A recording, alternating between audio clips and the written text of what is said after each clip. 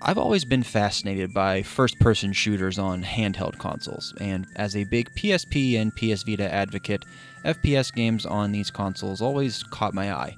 I've played many of them, from Coded Arms and Medal of Honor Heroes on the PSP to Borderlands 2 and Resistance Burning Skies on the Vita. I'm no slouch when it comes to my experience with FPS games on Sony handhelds. And as a guy who loved the golden age era of Call of Duty, having the chance to play one of my favorite franchises at the time on the go was quite alluring. Unfortunately, Activision quite sparingly released Call of Duty games on these two handheld devices, with each of these consoles only getting one Call of Duty each. Call of Duty Roads to Victory is an all-original Call of Duty experience for the PlayStation Portable. Developed by Amaze Entertainment and released on March 13, 2007 in North America, this was only the second time that a Call of Duty game was released on a handheld console, with the port of the original Call of Duty on the N-Gage being the first. Released at the tail end of Call of Duty's World War II string of games, Call of Duty Roads to Victory is an often overlooked entry in the series, meeting rather middle-of-the-road reviews and underwhelming sales figures according to various reports. Granted, I couldn't find the exact sales numbers or be able to validate these reports' claims, but it does seem rather accurate, as we never did get a sequel to Roads to Victory at any point. The story mode is rather standard business for a Call of Duty, having 3 campaigns all tied into one, allowing you to play as the Americans, British, and Canadians. Spanning across 14 missions, you bounce back and forth between these campaigns, taking control of a slew of different soldiers as you navigate some of the major historical battles of World War II. The story really isn't anything to write home about, as it's kind of just more of the same thing we came to expect from Call of Duty at the time. We've all played a World War II shooter from this era, and there is a reason they don't make them much anymore. We've seen almost all there is to see from a World War II shooter. The level design is as linear as you'd expect, which is pretty common for a Call of Duty campaign, but I will say the cinematic aspect of this game was rather impressive and reasonably immersive for what it was. The gameplay is rather tight, all things considered, and Amaze did a pretty good job with designing the controls. I mean, your options are pretty limited with the PSP since we only have one analog stick. You're basically forced to use the simple buttons to look around, which does work pretty well. However, I will say the best way to experience the game, in my opinion, is on the Vita. If you bought Black Ops Declassified new on the Vita, you received a digital download code for Roads to Victory for your Vita for free. If you do play it on the Vita, you have the ability to program the buttons to your liking, giving you access to a second analog stick by programming the symbol buttons to look around with the right analog stick instead, which is obviously a massive improvement to precision over the PSP's native control scheme. But regardless of which console you choose to play it on, it plays pretty well. One of people's biggest gripes with the game is that the AI in the game was honestly just kind of stupid, making it either hilariously easy or just frustrating to navigate. The campaign is overall forgettable, but playing Call of Duty on the go at the time was a pretty cool thing. A multiplayer mode was included with Roads to Victory. It has 6 game modes and 9 total multiplayer maps.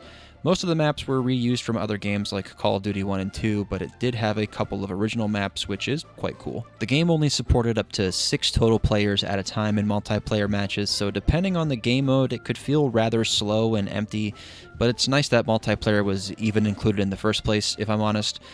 Much like the campaign, the multiplayer isn't mind-blowing, but it actually was a pretty fun and cool inclusion for a portable FPS title.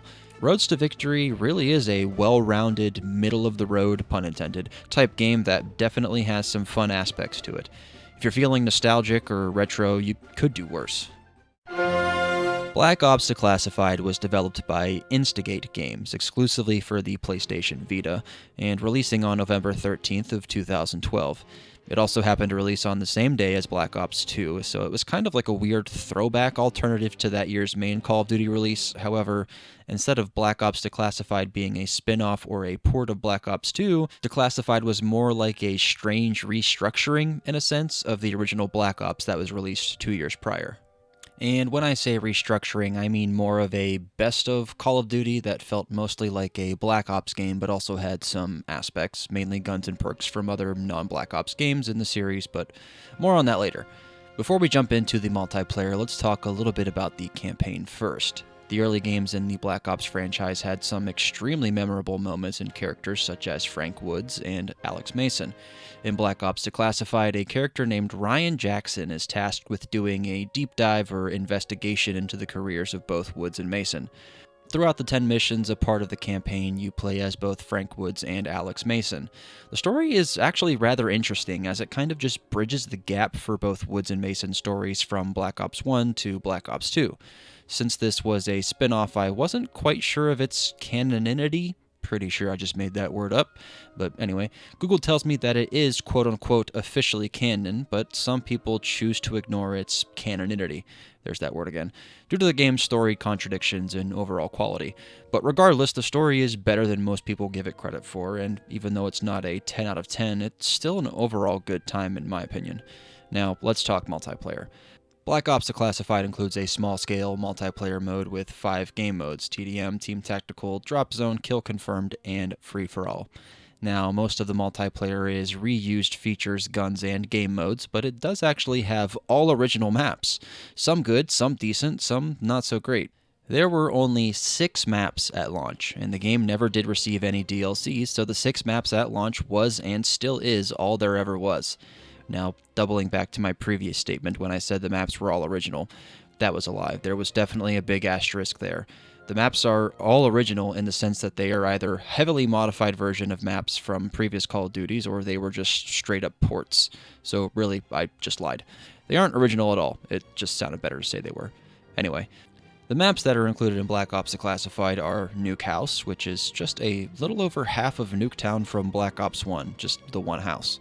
Then there was Container, which is just shipment from Call of Duty 4, ever so slightly reskinned for this game. Otherwise, the whole map is here. Then we have Shattered, and just like Nuke House, this is another half port from Black Ops 1, being just about half of Cracked. Intel is next, and in a similar fashion to Shattered and Nuke House, this is another half port of a Black Ops 1 map, Grid. Second to last, there was Range, which is yet another half port of a Black Ops 1 map, Firing Range. Finally, we have Rocket, which takes great inspiration from Launch, which is again another Black Ops 1 map, but this is one of the only maps that actually feels somewhat original. All in all, it's pretty cool at first to play these Black Ops 1 inspired half ports on the go, but seeing as there were only 6 maps in total, the allure definitely wears off rather quickly, and the multiplayer starts to feel quite lackluster in its variety. Especially when I take a look back at Roads to Victory and I see they managed to pack in 9 maps and 6 game modes, it really makes me wonder what the heck happened with Declassified here. Was Activision banking on the success of this game and plan to release DLC maps, or did they simply just give us a half-baked Call of Duty experience on a doomed-to-fail handheld console? Whether it is the former or the latter, it's sad to see either way. There are a decent variety of guns and perks to choose from, but it was a definite kind of scale back in terms of quantity of options when compared to Black Ops 1 or even Modern Warfare 2. Black Ops Declassified's options are much more similar to like Call of Duty 4. There definitely are options, but seeing as this game came out in 2012, it seems like a rather large step backwards. Now the question of the hour, how do zombies play in Black Ops Declassified? Well, it doesn't. There is no zombies mode included in this game, sadly, which makes absolutely no sense to basically anyone, as the Vita definitely had the power to handle at least a scaled-back zombies mode to play on the go.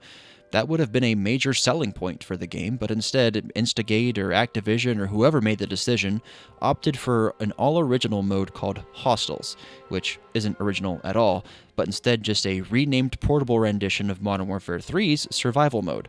Survival mode in itself isn't a bad mode. In fact, I find it to be quite underrated and genuinely a good time. However, seeing as the game we are talking about is Black Ops Declassified and not Modern Warfare Declassified, we all expected to have a zombies mode included in this game. So when we found out that Instigate was including a bonus mode outside of the campaign and multiplayer and it wasn't zombies, well, we were all highly disappointed.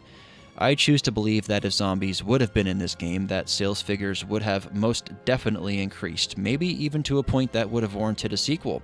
But that's probably a bit too optimistic and wishful thinking. All in all, even though Black Ops Declassified was a good time for those of us who already had a PS Vita, it was not of quality enough to warrant going out and buying a PS Vita just for this game alone. Sadly, that's pretty much the whole story of the Vita in its entirety, but that's a topic for another video. It's honestly rather depressing to me as such a huge golden age of Call of Duty fan to have lived through that time whilst also being a big Sony handheld fan, and only receiving 2 rather middle-of-the-road or mediocre entries in the series.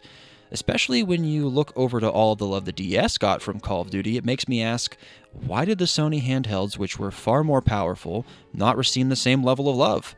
Part of the answer is that the Vita was basically a flop in North America from the beginning, so it's easy to see why Activision didn't put an emphasis on releasing more Call of Duty games for the Vita. But you can't use that same logic when it comes to the PSP. The PSP was a massive success in North America and had a very similar lifespan to the DS. I think had Activision ported the same games the DS received over to the PSP, there was only profit to be had.